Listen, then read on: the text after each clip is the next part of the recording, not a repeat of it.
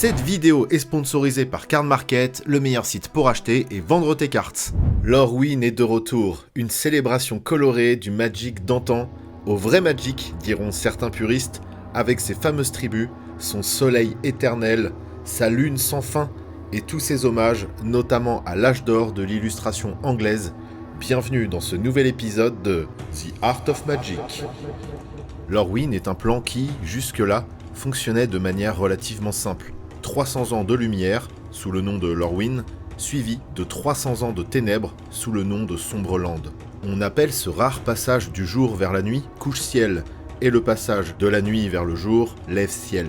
Après la chute de la fée Una, gardienne de l'équilibre du plan, cet ordre s'est brisé. Des zones de lumière et des zones d'ombre coexistent désormais simultanément.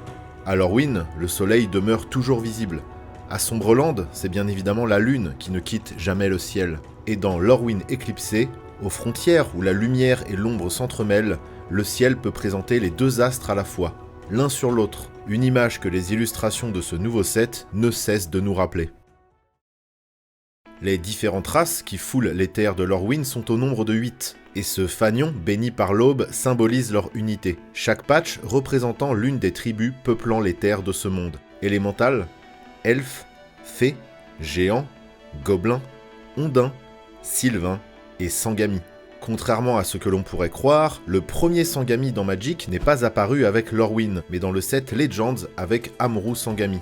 Car oui, il existe une tribu Sangami sur Dominaria. C'est une information peu connue. Les ondins sont un classique parmi les espèces que l'on retrouve dans l'Heroic Fantasy, et c'est aussi un incontournable de Magic. On en croise un peu partout dans le multivers, mais tout particulièrement sur Lorwyn, bien sûr. Et ces derniers adorent chanter. Il y a quelque chose d'assez poétique dans le chant de ceux-là, puisque les ondes sonores qui sortent de leur gorge semblent former un visage, celui d'un autre ondin.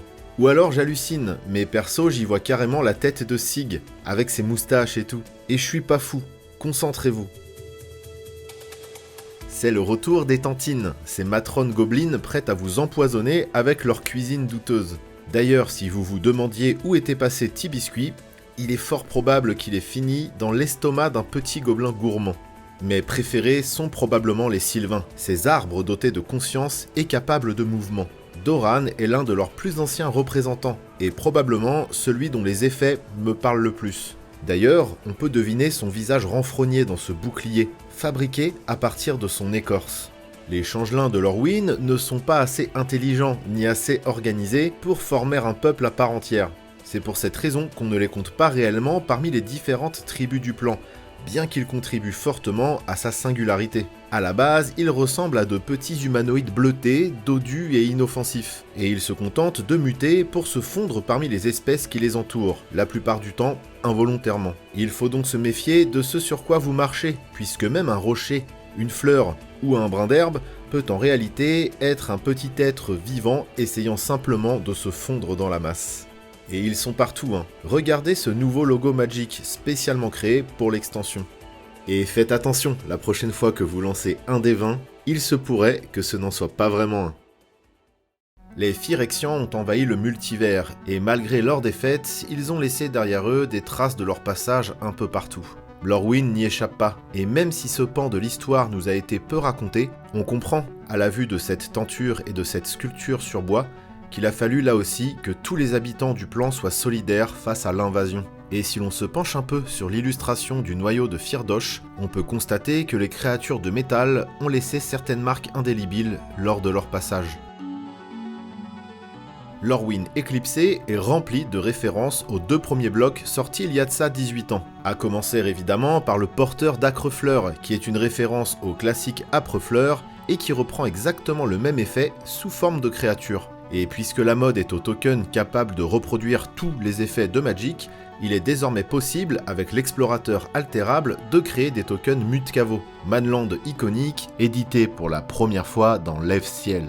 J'aime d'ailleurs beaucoup la symbolique de cette carte, un changelin qui représente à lui seul toutes les tribus de Lorwyn, explorant de la nuit vers le jour, avec ce qui semble être la lumière lunaire en arrière-plan, et devant lui, la sculpture d'un soleil. Et qui ne s'est pas rappelé de Saisie des pensées, toujours en provenance du bloc Lorwyn, en voyant l'éblouissante illustration d'Omar Ryan sur Saisisseur de rêves. Et puisque nous avons mis un pied dans le passé, autant l'explorer un peu plus et revenir sur quelques easter eggs des vieilles extensions Lorwyn. Lorwyn premier du nom, c'est la mise en place de toute une étymologie, avec l'emprunt de termes celtiques ou anglo-celtiques anciens, utilisés pour ancrer le plan culturellement. Glen, dérivé du mot gaélique glyn, qui désigne une vallée boisée. Cairn, en écossais, issu du gaélique cairn, ou tas de pierres. Le nom Barley est d'origine irlandaise. Il est dérivé du gaélique Bail, qui signifie ville ou village. Knoll est du vieil anglais, apparenté au néerlandais Kno, ou monticule en français. Et on pourrait continuer comme ça encore un petit moment. D'ailleurs, attardons-nous sur ce monticule de pierre, justement, qui semble être un peu plus qu'un simple amoncellement de roches. Voyez-vous ce dragon en train de faire la sieste? Est-ce une forme de camouflage? Un moyen de se cacher? Le mot-clé cachette apparaît pour la première fois sur un cycle de terrain de Lorwyn, tous ayant en effet quelque chose à dissimuler. Un deuxième dragon, un géant, une tortue et un oiseau. Ce n'est pas franchement compliqué, je vous laisse observer quelques secondes. Et oui, c'est le géant le plus dur, mais vous allez y arriver. Urtication de flamme est un sort de burn classique, mais sa capacité de pistage nous propose de la rejouer depuis le cimetière en se défaussant d'un terrain. Et pourquoi pas ce marais, qui se trouve être littéralement l'illustration de urtication de flamme quelques secondes après que le feu ait fait ses ravages. Revenons rapidement dans le présent. Le texte d'ambiance sous ce changelin suggère clairement qu'en Sombrland, sûrement de nombreuses décennies dans le passé, cette créature a dû semer un sacré chaos. Il y a quelque chose de beau à voir que certains changelins restent des témoins incarnés du passé, même si bon, ils n'arrivent jamais vraiment à représenter fidèlement ce dont ils tentent de prendre la forme.